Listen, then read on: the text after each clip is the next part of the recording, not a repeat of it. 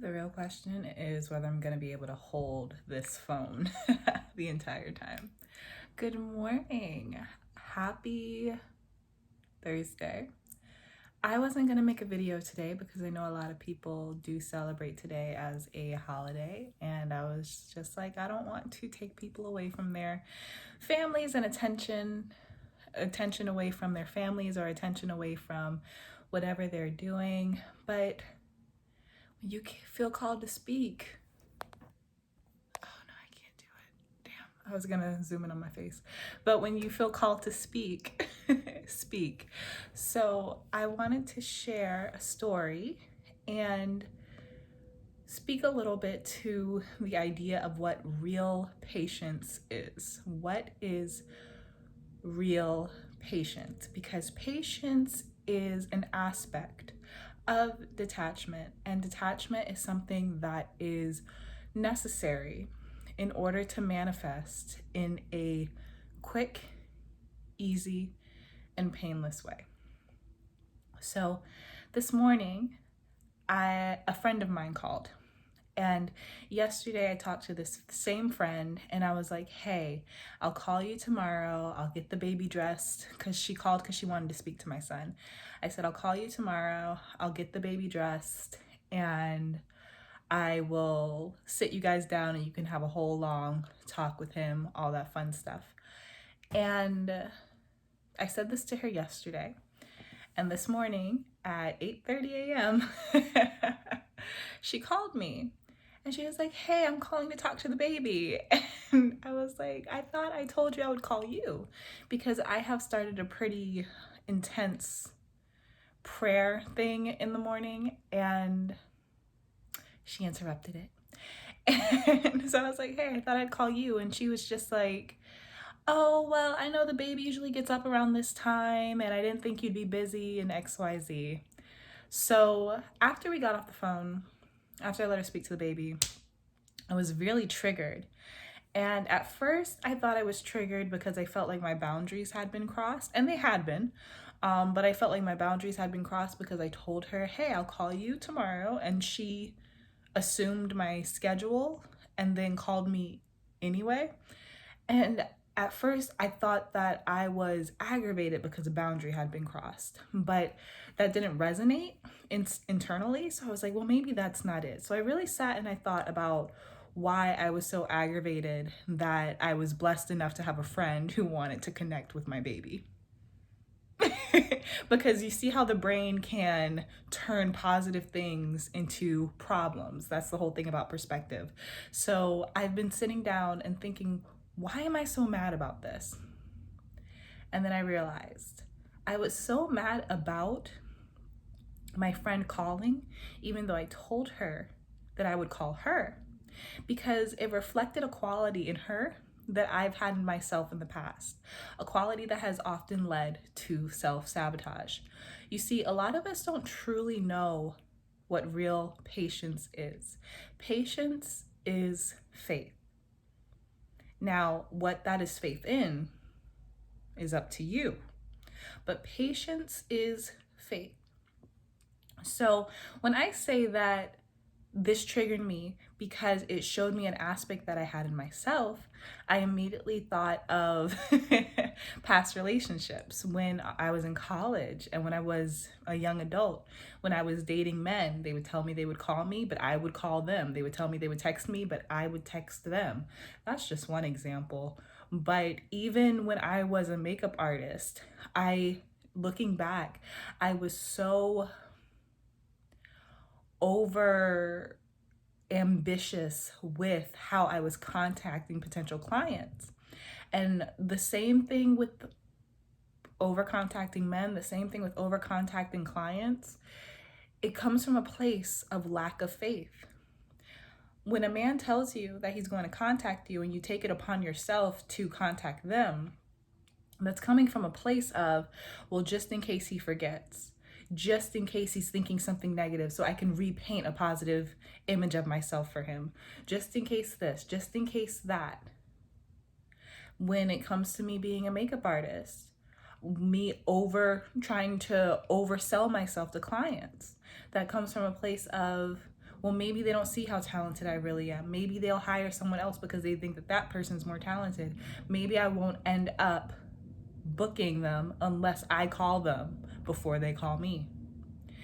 And this is all a fundamental lack of patience. So I sat back and I thought, do I still exhibit this in my daily behavior? And then I realized the exact correlation that this has with manifesting. The thing is, when we commit ourselves to manifesting a very specific thing, at some point, we have to understand the energy of that thing, feel that energy within us, and then say, universe, I've set my intention. God, I have set my intention. I leave it up to you.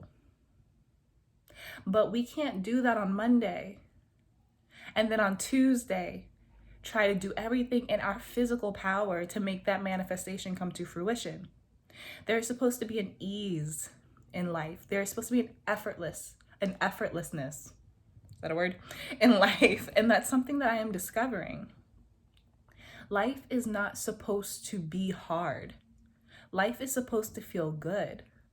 Are we supposed to put out effort in life? Of course. Are we supposed to put our energy towards things that inspire us and make us happy? And is there a type of good hard work? Of course.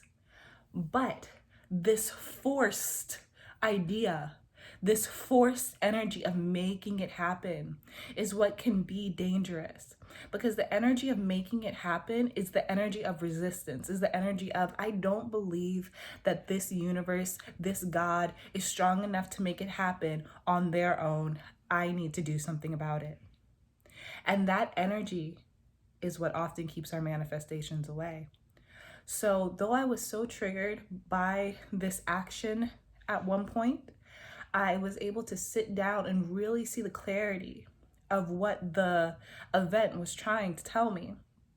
For the past few days, I have been living in this mindset of everything holds information.